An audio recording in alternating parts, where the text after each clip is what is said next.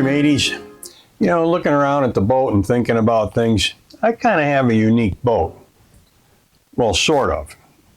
Here's a story on this thing. Now, I've had it going on maybe 10 years, a little bit more than that. Well, it's a 1975 Bahama Islander, 30 foot, 10 foot wide. The beam is 10, maybe it's 9 feet 11 inches officially.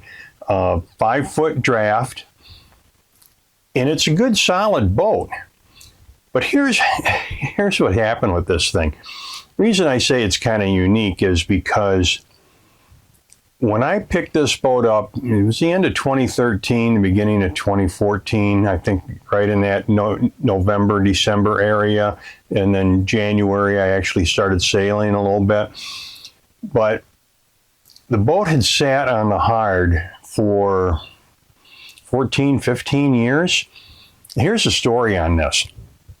So the previous owner in 1999 put a new Yanmar 2GM in. And I guess the year before he also had the stays replaced and had that upgraded a little bit. Anyway, so in 99 they put the engine in, got it put in by the beginning of 2000. And a few months later, he decided he needed a bigger boat for whatever reason. So he traded this off and bought, I don't know, 33 or 34 foot something. I don't really remember. But while the boat was at the marina where the brokerage office was, we had a big storm apparently. And one of the lines broke. Well, actually, the port bow cleat got ripped out. That's how fierce this storm was. So then the starboard side got the heck beat out of it on the pilings. Well, then this became an insurance issue. Whether it was ever resolved or whose fault it was, whatever it was, I don't think it ever really got resolved. I guess it had to at some point. But the boat sat on the hard there, and because of the damage, it just kind of got moved back little by little over the years to the back of the boatyard. And I mean, when I got there, I had to cut trees down that were growing up through the jack stands that were probably about 4 or 5 feet high. They also, because the starboard side was beat up so bad, when it would rain hard, they'd put duct tape over it, but over a short period of time, that disintegrated. And so the boat started to fill with water. Luckily, somebody found it. There were marks in it. You could see the water was probably this deep in the cabin here. Didn't hit the engine. Luckily, that didn't happen. So what they did is they drilled holes in the bilge, right at the bottom of the bilge through the hull, so that when water came in, water went back out. Makes sense to me. Anyway, the main sail, that stayed up, just had the cover over it. The cover was pretty much shot. Then the Genoa, now that was folded up and stored. However, that was not in really good shape even when I got the boat. I'm still using both sails. I really do need to replace the Genoa though. But before I took the boat on, and they told my thought was, I want something as a project boat that's not too small, not too big, something I can handle, something I can learn to sail in. Now, I've been power boating for a lot of years. We had a 290 Sea Ray, 4087 Bayliner. We had each of those boats for 10 years. The problem with the Bayliner was it had twin 330 diesels, burned 32 gallons an hour at 20 knots. It's a lot of fuel. At that time, it didn't matter to me, but I'm really conscious about it now. Anyway, so the other thing was I thought, well, you know what? I'll live on board, I'll sail around, I'll start this YouTube channel and maybe make a little bit of money on it, maybe not. I don't make much, but I do make a little bit of something. You know, get some vendors to come in, help me with a few projects, you know. And I tell you what, that was a really tough go. But I did get a number of people to work with me, and before I put any money into the boat, I mean, I got the boat for virtually nothing. I mean, I really got it cheap. I think they're about ready to pay me to get it out of there. But anyway, but before I wanted to do that, I wanted to make sure that the hull was in good shape. The first thing that I liked was the fact that the engine was like brand new. It didn't even have break-in hours on it yet. So that was important for me because all the other boats I'd looked at, you know, the engines were old. It didn't sit well with me. But having a good engine, but now I needed to know how good the hull was. So the boatyard did. I mean, they did a nice job. That almost all of the bottom paint and everything was off of it. And you could really see even some bare spots, quite a few bare spots. So they went over it pretty thoroughly, and we didn't find any blisters. You know how you hammer around and you listen for hollow spots if it's, you know, water. Well, sitting on the hard for 15 years, it probably didn't have any water in it, and it didn't. It was nice and solid, and it's a solid core boat. It's not a cord boat. You know, it's solid fiberglass. The hull is, or the top side is all fiberglass. So I know fiberglass can delaminate and kind of get crusty after a while if water sits in there a long time, but you know, a long time. This boat didn't have that, so it had a few of the things that I was looking for. Project boat, economical. Good bones as far as the hull is concerned. Had to do some repairs on it, yes. Engine, very good. Mainsail is good. I could live with the Genoa for a while. Well, obviously I have. It took me, so I went ahead and I got the boat. And everybody said, man, you're going to be a year before you get that thing sailing.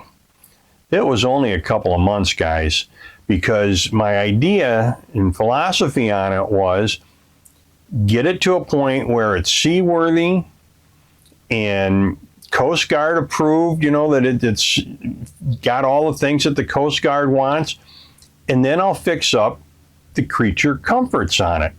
Now, the first week that I had the boat, so I lived in a tent for the first week at the marina there. I don't think they'd let you do that anymore these days. But the mold and mildew were so bad, I had to rip the entire headliner out right down to the bare fiberglass. And really that time turned out good because then I could see if there were any wet spots when it rained or from moisture, and everything looked good. Of course, it also took me 4 or 5 of these big black trash bags to get rid of stuff in here. There were bags of potato chips in here from 1999. Can you believe it? Yeah, bags of chips. Now, I don't have them. Let me go back on the engine. So I found the invoice on this, so I know when it got put in, and the total price, parts, labor, miscellaneous stuff, $10,983.64. I'd hate to think what this would cost today to do that. But having that was ideal for me. Then I started fixing things up. You know, I learned to do fiberglass, and my wife, she wasn't going to come on the boat at that point. And I don't blame her. I mean, she was staying with one of our sons at the time, and that worked out really well because this was a lot of work. You know, I've put in numerous upgrades to it because this boat was primarily used for racing. Now, I wanted to change it into a liveaboard boat, which needs a lot more stuff. I mean, the previous owners used it to race and maybe a go anchor out now and then, or, go visit one of the towns, but not on a full-time basis. So I needed a lot of things in here.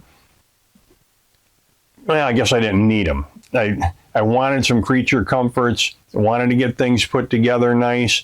I wanted Sherry to have a good time on the boat. So I just kept working at it. 10 years, I'm still putting new stuff on it. I don't think it's ever going to end. Now, once I got the boat to where we could put it in the water, and I had the boatyard patch the holes that they had drilled in it, because I was just learning to use fiberglass at the time.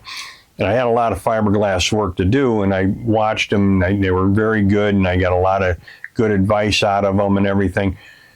But we got the boat to where you could put it in the water, it'd float, and everything was fine. And that's when I started to work on the engine. So I drained all of the diesel fuel, and man, was that stuff gunky. Drained the oil, and I just pulled out whatever I could, because I couldn't even get the engine started right away till I got the fuel cleaned out. Change the fuel filters, both of them, the oil filter, and then started to work on getting the engine started. That took me a little bit of time. It probably took me 2 days. I mean, not working on it solid, work on it a little bit, try this, try that, talk to somebody about it, see what the situation was, bleed the air out of the fuel system. We finally got it started, and it's run immaculate since then. Now, I did have a problem with the fuel tank, where whenever it'd get rough, shortly after that, the fuel filter would clog up.